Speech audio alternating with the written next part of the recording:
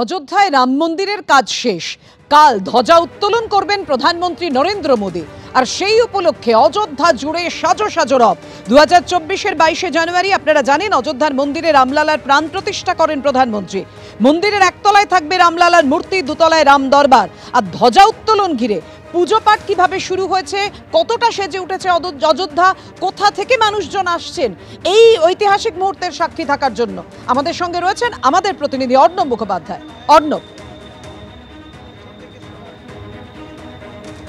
দেখো এই মুহূর্তে আমরা রয়েছি রাম মন্দিরের মূল প্রবেশদ্বারের সামনে।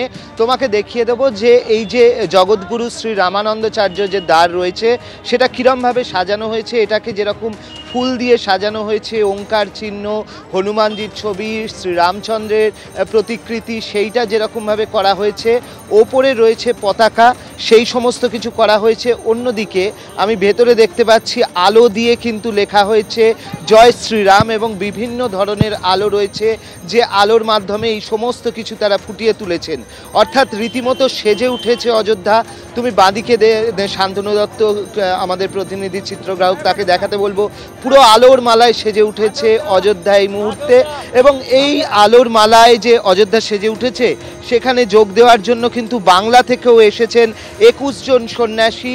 তারা এই মুহূর্তে আমাদের সঙ্গে রয়েছেন স্বামী শিবানন্দ, যিনি আজকে ভিতরে গিয়েছিলেন, কালকের অনুষ্ঠানেও তিনি অংশ নেবেন। আপনার থেকে জানতে চাইবো আজকে কি অনুষ্ঠান হলো, কালকে কি অনুষ্ঠান হলো? আজ আমরা যজ্ঞ করেছি 1990 সাল এবং 1992 সাল আমাদের করসেবকরা বলিদান দিয়েছিলেন, তাদের উদ্দেশ্যে আজ আমরা যজ্ঞ করেছি। আর বিশেষ করে হিন্দুদের কাছে, সনাতনীদের কাছে, বিশেষ করে বাঙালি হিন্দু, রাম কোঠারি ও শরৎ কোঠারি বলিদান, ওই জল্লাদ মুখ্যমন্ত্রী যেভাবে তাদেরকে হত্যা করেছিল, তাদের শান্তি কালকে আমরা ফিরে পাবো। তারা শান্তি পাবে, এখন তারা ঘুমিয়ে আছে। কালকে আপনারা কখন যাচ্ছেন? কালকে 8টার মধ্যে আমাদের মন্দিরে ঢুকতে হবে। কটায় শুরু হচ্ছে আপনাদের এই কর্মসূচি? 9টা থেকে আরম্ভ হবে, 1:30টার মধ্যে শেষ হবে। আর শুভ মুহূর্ত যখন এই পতাকা উত্তোলন হবে সেই সময়টা কখন? 12টা থেকে 12:30। আপনারা কতজন এসছেন এই অনুষ্ঠানে যোগ দেওয়ার জন্য? আমরা বাংলা থেকে এসছি, কলকাতা থেকে এসছি 21 জন। তোমাকে দেখিয়ে দেবো এই 21 জন যারা এসছেন, যারা যাচ্ছেন কালকে কলকাতা থেকে এসছেন, এরা সবাই কালকে সবাই এই অনুষ্ঠানে যোগ দিচ্ছেন, কালকের এই অনুষ্ঠানে উপস্থিত থাকবেন। কিরকম অনুভূতি? ভীষণ ভালো মনে হচ্ছে। আমি নতুন করে নতুন হিন্দুস্তান পাবো, এবং আগামীকালকে ঘোষণা হোক এই ভারতবর্ষ হিন্দুস্তান। কালকে আমরা সব অনুষ্ঠানে যাচ্ছি এবং আমরা এখানে সংকল্প নিয়ে যাব আগামী দিনে আমাদের পশ্চিমবঙ্গের চেহারা যেন এরকম করতে পারি। তার জন্য আমরা এই দৃঢ় সংকল্প একেবারে কালকের সেই মুহূর্তের জন্য অপেক্ষা করছেন প্রত্যেকেই, যারা দূর দূরান্ত থেকে এসছেন, সাধু সন্ন্যাসীরা রয়েছেন, সাধারণ মানুষ রয়েছেন। এই মুহূর্তে তোমায় ধন্যবাদ অর্ণব। তেমনই এক ছবি এই মুহূর্তে আপনাদের সামনে রাখবো। হুইল চেয়ারে করে এসছেন কিছু বাঙালি পর্যটক।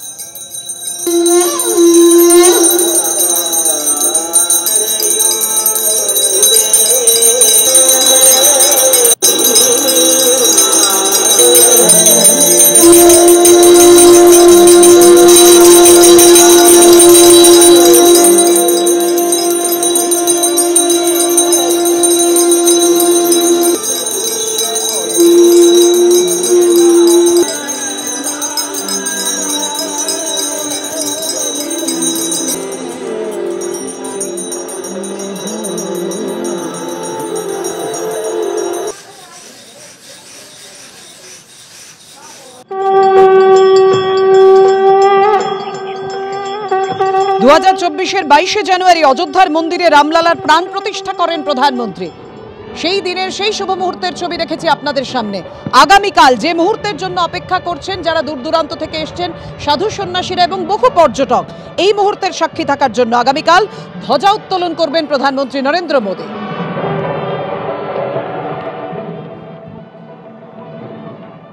দেখুন, কিছুক্ষণ আগেই আপনাদের সামনে তুলে ধরেছিলাম যে পুজো পাঠ শুরু হয়ে গেছে অযোধ্যা মন্দিরে একেবারে গত বৃহস্পতিবার থেকে, সেই ছবি এবার তুলে ধরবো যে কয়েকজন বাঙালি পর্যটক তারা হুইল চেয়ারে করে এসেছেন, কিন্তু নিরাপত্তার কড়াকড়ি থাকায় তারা ভেতরে ঢুকতে পারছেন না। তাদের সঙ্গে কথা বলেছেন আমাদের প্রতিনিধি অর্ণব মুখোপাধ্যায়।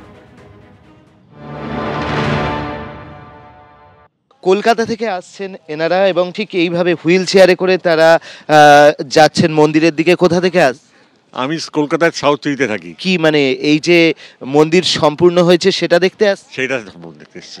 আমরা বারাণসী থেকে আসছি, বেনারসে দর্শন করে এখানে এসেছি। ঘটনাটা হবে আগামীকাল। আজ থেকে এত লোকজনকে শিক্ষা করা কোনো মানে হয় না। এই কত জায়গায় ঘুরে গাড়িটা নিয়ে এসেছি, 5খানা জায়গায় আটকেছে, পাস আছে পাস নেই।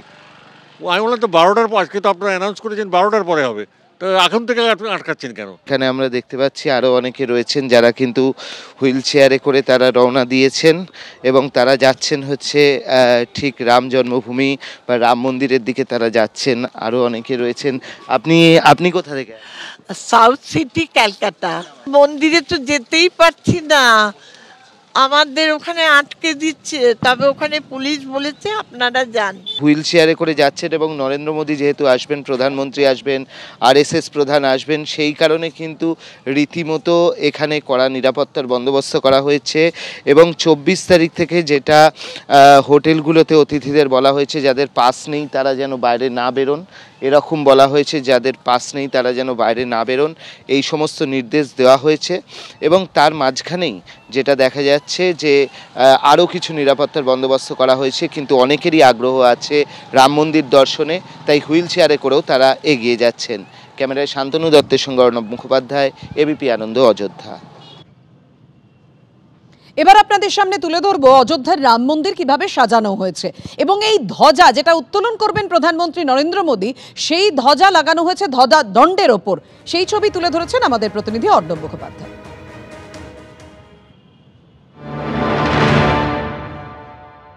মঙ্গলবার 25 তারিখ এই রাম মন্দিরের যে ধ্বজদণ্ড আমরা দেখছি, যার উপরে পতাকা লাগানো হবে, সেই পতাকার কিন্তু দণ্ডটি ইতিমধ্যেই লাগানো হয়েছে।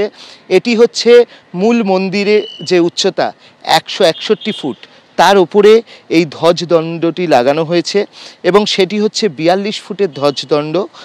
এই যে পতাকা লাগানো হবে সেটি হচ্ছে 22 ফুট লম্বা আর 11 ফুট চওড়া এবং এই পতাকা হচ্ছে গেরুয়া রঙের। এবং যেটা জানা যাচ্ছে এই পতাকাতে 3টি ছবি থাকছে, একটা যেরকম গাছের ছবি থাকছে, ওঙ্কার চিহ্ন থাকছে, সূর্যের ছবি থাকছে, অর্থাৎ এই মন্দির কিন্তু সম্পূর্ণ হয়েছে এবং সেই কারণেই এই পতাকা লাগানো হচ্ছে। এবং তাতে মোহন ভাগবত যেরকমভাবে থাকবেন, তার পাশাপাশি থাকবেন হচ্ছে প্রধানমন্ত্রী এবং প্রধানমন্ত্রী একটা রোড শো করবেন। সাকেত কলেজ থেকে তিনি সোজা যাবেন হচ্ছে রাম মন্দির পর্যন্ত এবং সেখানে গিয়ে তিনি ভিতরে প্রবেশ করবেন। এই মন্দির চত্বরে আমরা যেরকমভাবে দেখতে পাচ্ছি যে মূল মন্দিরের ঠিক ওপরে যে লোহার দণ্ডটা আমরা দেখতে পাচ্ছি, যে দণ্ডটা আমরা দেখতে পাচ্ছি যেটা বলা হচ্ছে পিতল বা এই ধরনের কিছু দিয়ে এই দণ্ডটি বানানো হয়েছে, তো সেই দণ্ডটির মাথাতেই কিন্তু পতাকা উত্তোলন করা হবে। এছাড়া আমরা দেখতে পাচ্ছি আরও কিন্তু অনেকগুলো এরকম ধ্বজ বসবে বা পতাকা লাগানো হবে। প্রত্যেকটাতে দেখতে পাচ্ছি প্রায় আরও অন্তত 5টি পতাকা লাগানোর যে দণ্ড সেগুলো রয়েছে। অর্থাৎ মূল মন্দিরের পাশাপাশি হচ্ছে অন্যান্য যে চূড়াগুলো রয়েছে সেই চূড়ার ওপরে কিন্তু পতাকা লাগানো হবে এবং সেই কারণেই এই ধরনের পতাকা লাগানোর জন্য এই যে অনুষ্ঠান, সেই কর্মসূচির আয়োজন করা হয়েছে এবং সেই নিয়েই সাজো রব এই সমস্ত জায়গা জুড়ে। ক্যামেরায় শান্তনু দত্তের সঙ্গে অর্ণব মুখোপাধ্যায়, ABP আনন্দ, অযোধ্যা। ABP আনন্দ, এগিয়ে থাকে, এগিয়ে রাখে।